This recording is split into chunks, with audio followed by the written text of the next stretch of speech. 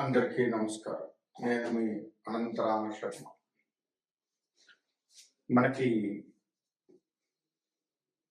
రాశి ఫలములు చూస్తూ ఉంటాము. ఎందుకు చూస్తాము అసలు రాశి ఫలాలు అంటే,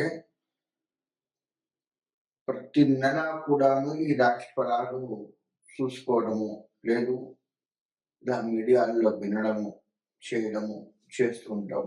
ఎందుకు అనే విషయానికి వస్తే, గత నెల కంటే ఈ నెలన్నా బాగుందా లేదా అనేది ఒకటి. ఒకవేళ బాగుంటే పర్వాలేదు, ఈ నెల మనకి సాఫీగా సాగిపోతుంది, ఈ నెల చాలా బాగుంది కాబట్టి ఈ బాగున్న దాన్ని మనం ఇంకా మెరుగ్గా ఎట్లా చేసుకోవాలి ఏమిటి అనేది చూసుకుంటాం. మరి ఒకవేళ బాగా లేదు ఈ నెల అనుకున్నటువంటి రాశులు ఏమన్నా ఉంటే, ఆ రాశి వారు ఎక్కడ బాగలేదు, ఎందుకు బాగలేదు, మనలో ఎక్కడ తేడా వస్తుంది మొత్తం కూడా చెప్తూ ఉంటాం మేము. దేనివల్ల ఈ సంవత్సరం ఎక్కడ బాగుండట్లేదు, ఏం చేయడం వల్ల బాగుండట్లేదు అనేది కూడా కొన్ని చెప్పాల్సి వస్తుంటుంది. కాబట్టి అటువంటివి మనం తగ్గించుకుంటూ, అటువంటి వాటి విషయాల జోలికి పోకుండా, ఉదాహరణకి కోపం ఎక్కువ నచ్చింది అనుకోండి, ఈ నెల మొత్తం మనం కోపాన్ని తగ్గించుకుంటూ ఏం చేస్తే బాగుంటుంది ఇంకా అనేది ఆలోచిస్తూ మనం ముందుకు పోతూ ఈ నెల కూడా మనకు అనుకూలంగా మారేటట్టుగా చేసుకోవచ్చు. అంటే జాగ్రత్త పడటం కోసము ఈ నెల మనం కొంత జాగ్రత్త పడుతూ, తర్వాత బాగున్నది అనుకోండి దాన్ని ఇంకా మెరుగ్గా ఎట్లా చేయాలి అనేది చూసుకుంటూ, లేదు దాన్నే సరళంగా ఆ విధంగా అయినా సరే ఈ నెల గడిచిపోతే సరిపోతుంది అనుకున్నట్లుగా అయినా ఆలోచిస్తూ మనం ఈ రాశి ఫలాలు తెలుసుకుంటూ ఉంటాము. కాబట్టి రాశి ఫలాలు అందుకు తెలుసుకోవాలి, కానీ ఏదో చెయ్యొచ్చు, దీనివల్ల ఇంకేదో అవుతుంది, ఏదో ఒక్కసారి కలిసి వస్తుంది, ఇలా దయచేసి ఆలోచించకండి. మనకు ఒక్కసారి ఏది పడదు. మనం కష్టపడ్డ దాన్ని బట్టే మన యొక్క ముందుకు వెళ్ళటం ఉంటుంది. దానికి కాస్త గ్రహాలు కూడా అనుకూలిస్తూ ఉండాలి.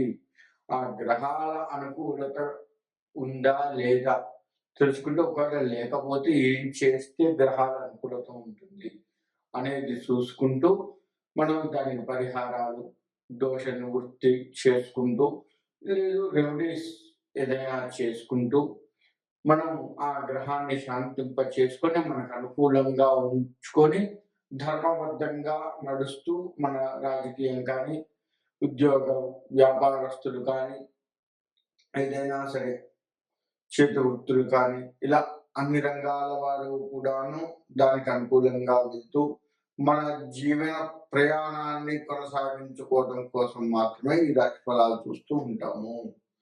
కాబట్టి ఇక ముందుగా మనము ఒక్కొక్క రాశి గురించి తెలుసుకుంటూ ముందుకు వెళ్ళే ప్రయత్నం చేద్దాం. కన్యా రాశి. ఈ రాశి వారికి 12వ ఇంట గ్రహ సంచారము జరుగుట వలన అన్ని ఇబ్బందులే. ఆర్థికంగా ఇబ్బంది పడుతూ ఉంటారు, ప్రోత్సాహం ఉండదు, బంధుమిత్రులతో విరోధాలు కలుగుతూ ఉంటాయి, శత్రు భయం కలుగుతూ ఉంటుంది. ఇక వీరికి ఏది చేసినా కొంత ఇబ్బంది పడుతూ చేయవలసి వస్తుంది. ఉద్యోగము, వ్యాపారము, వివాహాలు, ఇట్లా ఏ పని చేసినా ఆటంకాలు ఉంటూ ఉంటాయి. ప్రతిదీ కూడాను ఇబ్బందికరంగా జరుగుతూ ఉంటుంది. అనారోగ్య సమస్యలు కొంత తలెత్తే ప్రమాదం ఉన్నది, జాగ్రత్త వహించండి. అన్ని వ్యతిరేక ఫలితాలు ఈ రాశి వారికి ఈ నెలలో ఎక్కువగా వస్తూ ఉంటాయి. మరి వాటిని తప్పించుకోవడం ఎట్లా? సూర్యుడికి నమస్కారం చేస్తూ ఉండండి. అనారోగ్యంగా ఉన్నటువంటి వారు కాస్త బయటపడే ఆస్కారం ఉంటుంది సూర్య నమస్కారాల వల్ల. అంతేకాకుండా ఈ రాశి వారు కుజుడికి సంబంధించినటువంటి రెమెడీస్ చేసుకుంటూ ఉండండి. కుజుడికి సంబంధించిన పరిహారాలు చేసుకుంటూ ఉండండి. అంతేకాకుండా మంగళవారం ఉపవాసాలు ఉండండి. అలా ఉన్నట్లయితే కాస్త ఇబ్బంది తగ్గే అవకాశం ఉంటుంది. వీలుంటే సుబ్రహ్మణ్య స్వామి వారికి ప్రదక్షిణ నమస్కారాలు చేస్తూ ఉండండి, ఇంకా బాగుంటుంది. ఇక వీరికి ఈ రాశి వారికి సూతకములు అంటే మైల అని అంటూ ఉంటారు, అటువంటివి ఎక్కువగా వస్తూ ఉంటాయి ఈ నెలలో. అటువంటివి వస్తూ ఉంటుంది, జాగ్రత్త వహించండి. అంటే అమ్మ తరఫు వాళ్ళ నుంచి బాగా వస్తూ ఉంటుంది, ఇబ్బందికరంగా ఉంటుంది. కాబట్టి ఆ విషయంలో జాగ్రత్త వహించండి. ఇక ఈ రాశి వారు ప్రథమార్థం అంటే మొదటి 10 రోజులు బాగుంటుంది. ఈ రాశి వారి కాస్త ప్లస్ పాయింట్ ఏంటయ్యా అంటే మొదటి 10 రోజులు బాగుంటుంది. మొదటి వారము లేదా మొదటి 10 రోజులు బాగుంటుంది. తర్వాత మొత్తం ఇప్పుడు ఎంత బాగుందో ఇంకా నాకు బాగుంటుంది, ఈ నెల బాగుందిరా అనుకుంటూ ఉన్న సమయంలో క్రమేపీ తగ్గటం మొదలు పెడుతుంది ఆ బాగుండటం. అది గమనించుకోండి. ఆ బాగున్న సమయంలోనే మీరు దాన్ని క్యాచ్ చేసుకొని ఆర్థికంగా కాస్త పక్కకు పెట్టుకోవడము చేసుకుంటూ ప్రోత్సాహకరమైనటువంటి ఏవైనా ఆ సమయంలోనే ప్రారంభం చేస్తూ ముందుకు వెళ్ళడం మంచిది. కాబట్టి మొదటి నెలలో బాగుంది కదా, మరి తర్వాత బాగుండదు కదా అంటే దానికే నేను చెప్పింది. ఇప్పుడు ఈ విధికి సంబంధించి మొత్తం కూడా చేసుకోమని చెప్పింది. తర్వాత బాగుండదు కాబట్టి మీరు మొదటి నెలలో బాగుంటుంది మొదటి 10 రోజులు బాగుంటుంది కాబట్టి ఈ నెలలో వారి విధంగా కనుక చేసుకుంటే ఆ మొదటి 10 రోజుల్లోనే చేసుకోండి. తర్వాత మీకు కాస్త అంటే 100% ఇబ్బంది పడేది 100% పడకుండా ఉంటారు. కాస్త శాతం అనేది తగ్గుతుంది, కానీ కష్టపడేది తప్పదు, కానీ శాతం తగ్గుతుంది. పెట్టుకోండి. విరోధాలకు దూరంగా ఉండండి. ప్రతి దాంట్లో కూడా మీరు విరోధానికి తొందరపడి ప్రతి దాంట్లో ఫైటింగ్కి వెళ్తూ ఉంటారు. అది కాస్త దూకుడు స్వభావాన్ని తగ్గించుకుంటూ ప్రతి దాంట్లో ఏమి పెట్టకుండా దూరంగా ఉండండి. అలా ఉన్నట్లయితే మీకు కాస్త బాగుంటుంది. ఉద్రేకం ఎక్కువగా వస్తూ ఉంటుంది, ఉద్రేకాన్ని తగ్గించుకోండి.